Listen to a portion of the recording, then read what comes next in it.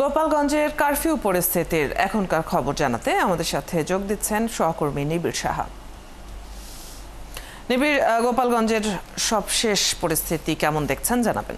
Aditi, curfew জারির প্রায় 15 ঘন্টা কিন্তু পার হয়ে গেছে, তো এখন পর্যন্ত কিন্তু তার তেমন কোনো অপ্রীতিকর কোনো পরিস্থিতির খবর কিন্তু আমরা পাইনি, কিংবা আইন শৃঙ্খলা বাহিনীর সদস্যরাও কিন্তু আমাদের তেমন খবর দিতে পারেনি। এখন আমরা দাঁড়িয়ে আছি ঢাকার খুলনা মহাসড়কের গোপালগঞ্জের কোনাপাড়া এলাকায়, এবং এই মহাসড়কে গতকাল যে সামনেই যে গাছটি দেখছেন যেটি কেটে রাস্তায় ফেলে এই রাস্তার প্রতিবন্ধকতা তৈরি করা হয়েছিল, সেটি কিন্তু এখনো সরানো হয়নি। এবং এর আগে আমরা যেমন দেখেছি যে কারফিউ জারির পর কিন্তু একদিকে শহরের ভেতরে কিন্তু আসলে যেমনটি আমরা দেখেছি সকাল থেকেই যে যারা নিম্ন আয়ের খেটে খাওয়া মানুষ তারা কিন্তু বের হয়েছেন, সেই সঙ্গে বিভিন্ন অফিসগামী যারা আছেন তারাও কিন্তু বের হয়েছেন। এবং আমরা দেখেছি যে আসলে শহরে কিন্তু এই যে কারফিউয়ের মধ্যে যে জনসমাগম সেটি কিন্তু বেশ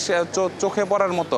তবে খানিকটা ব্যতিক্রম কিন্তু আমরা দেখছি যে শহরের পাশের এই যে বাইপাসগুলো যে রয়েছে সেই বাইপাসে কিন্তু আমরা দেখছি খানিকটা ভিন্ন চিত্র। এখানে কিন্তু যে গাড়িগুলো রয়েছে, যে গণপরিবহনগুলো রয়েছে, সেগুলো কিন্তু বেশিরভাগই আমরা দেখছি যে যাত্রী সংখ্যা খুবই কম, এবং যে লোকাল পরিবহনগুলো রয়েছে সেগুলোতে কিন্তু আমরা যাত্রী সংখ্যা কম দেখছি। এবং সেই সাথে কিন্তু দূরপাল্লার যে গণপরিবহনগুলো রয়েছে সেগুলোও কিন্তু আমরা দেখছি যে এই মহাসড়ক ব্যবহার করেই কিন্তু আসলে তারা যাতায়াত করছে।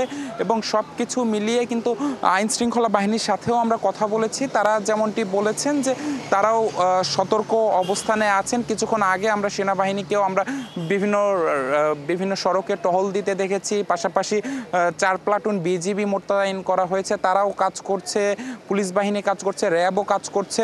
তো তারা যেমনটি বলছেন যে আসলে তাদের যে গতকালের দিনভর সংঘর্ষের পরে রাতে তাদের যে অভিযান কার্যক্রম সে বিষয়ে কিন্তু আনুষ্ঠানিকভাবে এখন পর্যন্ত আমাদেরকে তেমন কিছু জানানো হয়নি।